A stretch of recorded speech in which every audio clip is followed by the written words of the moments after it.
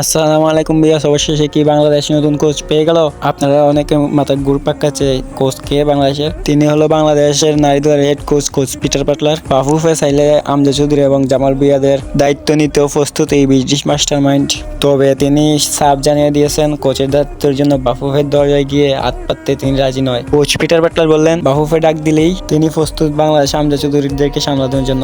তিনি বাংলাদেশের নারী দলকে অনেক উচ্চতা নিয়ে গেছেন। তো বাফুফে তারপরে তাকে জাতীয় দলে কেন ডাকতেছে না আমি বুঝতে পারতেছি না, কারণ বিদেশি অনেক কোচ আছে, তার মধ্যে কোচ পিটার পাটলার অনেক ভালো কোচ। তিনি এশিয়া কাপের মতন মঞ্চে খেলে এসেছেন তাদের টিম নিয়ে, বাংলাদেশের টিমকে নিয়ে নারী এশিয়ান কাপ। কোচ পিটার পাটলারকে নতুন করে পরীক্ষা নিবার কোনো দরকারই নেই বাংলাদেশ টিমের। তো বিদেশি কোচ অনেকে আছে, তাদের মতন কোচ পিটার পাটলার না, অনেক চেঞ্জ তিনি। বাফুফের উচিত কোচ পিটার পাটলারকে সুযোগ দেওয়া। বাফুফের কাছে আর কোনো পরীক্ষা দেওয়ার দরকার নাই তার, কারণ সে এশিয়া কাপের মঞ্চের মধ্যে খেলতে পারছে। বাংলাদেশের কিন্তু মেইন টিমে এশিয়া কাপে খেলবার যোগ্যতা হয়েছে না বাংলাদেশের পুরুষ টিমের। তো তিনি বাংলাদেশ পুরুষ টিমকে এশিয়া কাপে নিয়ে খেলতে পারবে, আশা করা যায় অনেক ভালো টিম সাজাতে পারবেন কোচ পিটার পাটলার। বাফুফে বিদেশ থেকে কারি টাকা দিয়ে কোচ আনার থেকে বিদেশি কোচ বাফুফের দ্বারা আছে, কিন্তু বাফুফে তাকে কাজে লাগাইতে পারতেছে না। কোচ পিটার পাটলার কিন্তু বাংলাদেশের one of the most popular coach. তার উপরে আর কোনো কোচ বাংলাদেশের আইসে না, আইবেও না আশা করা যায়। বাফুফে চাইলে তাকে বাংলাদেশের জাতীয় দলের হেড কোচ বানাতে পারবে। বাফুফে কি কোচ পিটার পাটলারকে সুযোগ দিবে বাংলাদেশের আমজদ চৌধুরীদেরকে সামলাতে।